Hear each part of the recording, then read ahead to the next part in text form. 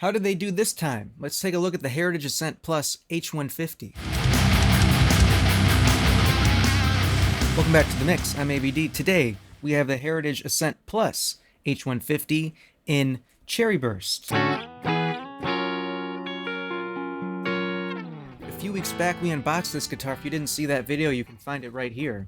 But today we're going to take a closer look at the guitar and what you get if you were to order a Heritage Ascent Plus H-150 from Manny's, because right now the only place to get one is from Manny's online. And as far as specifications of the instrument, you have a real rosewood neck. You do have a mahogany body, which I believe is about 4 or 5 different pieces, but you do have a veneer on the back to make it look all nice and clean. You have that cherry finish, red finish on the back. You have a comfort cut, dissimilar to Gibson or Epiphone. This is more of like an Axis cut Les Paul. You have a big swoop for the neck here, and you have a tummy cut right there. And then you have the Heritage type horn, which is a little different than Epiphone or Gibson. And then you have the butterfly type pickguard. But you do have cream for the pickguard, cream for the pickup rings, and then you have cream binding, which is that kind of thinner binding. And then you have acrylic mother of pearl type inlays, trapezoid inlays. Up here, you do have a real Tusk XL nut, which is nice. It was cut pretty well. Talking about the setup, the pickups were not set up at all, the pole pieces, but that's usually the same thing that you find on an Epiphone. The pickup height was okay. The intonation was a little off, and the action was a little low. So we brought the action up, we intonated it correctly, and then we set our pickup height. The pickups are Alnico 5. They're kind of a vintage modern voicing. They sound good clean, but they sound better overdriven. Up here, you have the Heritage type headstock. Some people don't like it. What do you think? You have the Heritage logo, a Heritage Ascent Plus truss rod cover. On the back, you have non-locking tuners, which are not branded. They are not Grover, like Epiphone or Gibson. The weight of the guitar, I believe it is chambered. In there, the 4 different piece body or so is chambered. It weighs 8.2 pounds. So, depending on who you are, the perfect weight for a Les Paul. But how does it sound? Well, acoustically, it's warm like mahogany. It's maybe not the loudest.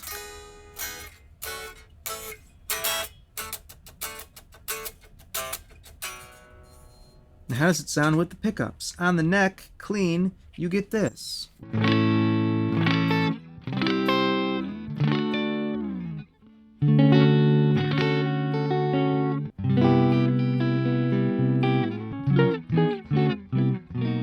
Those pickups are also splittable on the tone knob if we pull that up.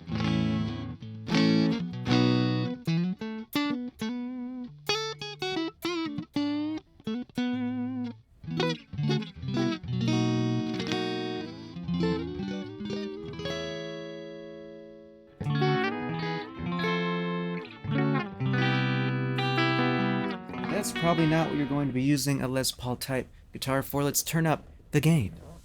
Medium gain.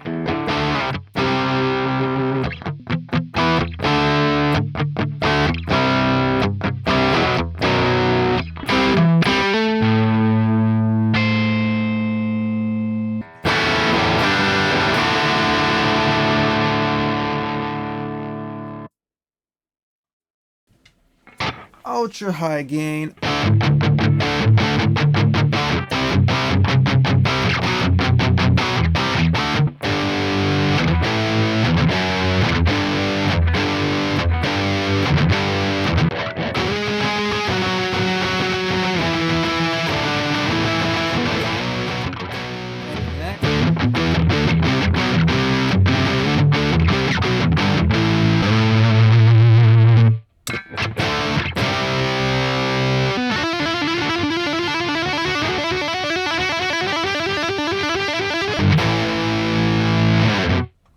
Not bad.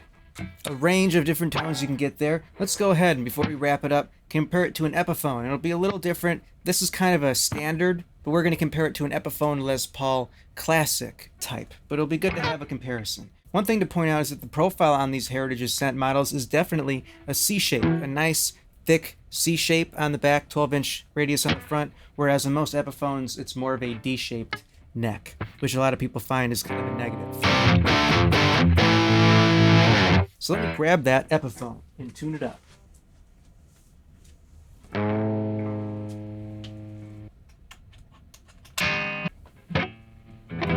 here we have an Epiphone Les Paul Classic. Let me go ahead and tune it up, and then we'll hear how it sounds just real quick.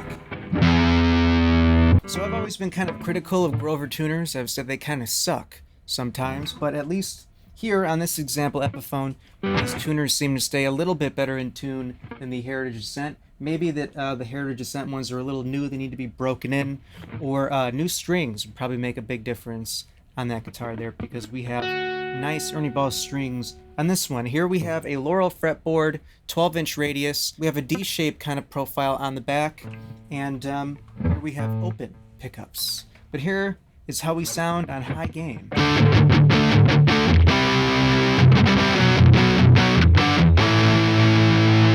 So that's on the neck. Let's go to the bridge. So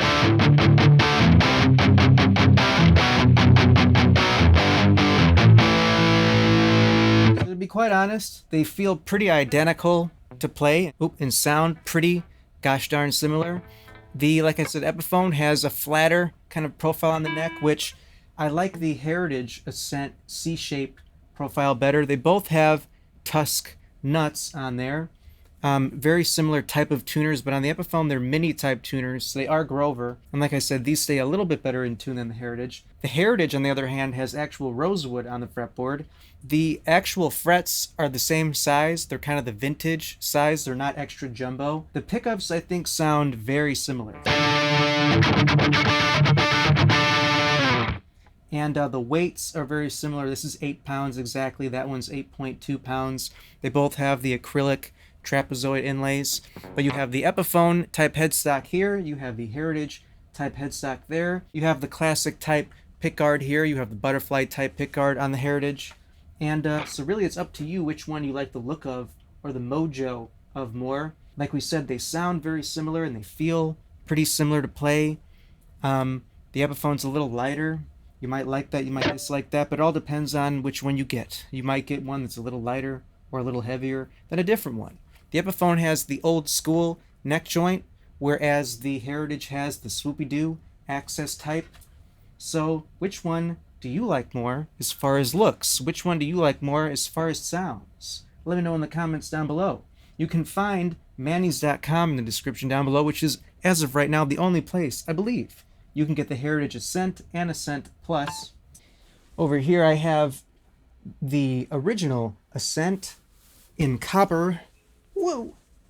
You can also find this model at Manny's.com. This is a basswood body and a Okuma top, I believe. But, oh no, it has a screw-in neck joint, which a lot of Les Paul or single cut purists will tell you cannot happen. But this is a pretty good guitar. The setup on this was not very good. The frets were not level, so the guitar is not very playable. It will be after the frets are level. The pickups are definitely not as good here. The finish is nice. Besides, like I said, some people will be very upset about that neck joint, but the Heritage Ascent Plus is definitely more Les Paul standard type outside of that access type heel, which a lot of people might definitely prefer. You can get up there and shred on those notes as easy as ever with your full access. That feels so good to hold it right there. The coil splitting is okay. I probably wouldn't use it. I'll probably keep it on humbucker mode most of the time. It's also absolutely beautiful. That top is one of the more beautiful tops I've seen on a more affordable single cut. You don't really find tops that look that good on Epiphone that often. Don't tell them I said that. But thank you for watching. Let me know in the comments down below what you think. Go ahead and get an Ascent Plus or an Ascent at Manny's.com. And until next time, play guitar and be awesome.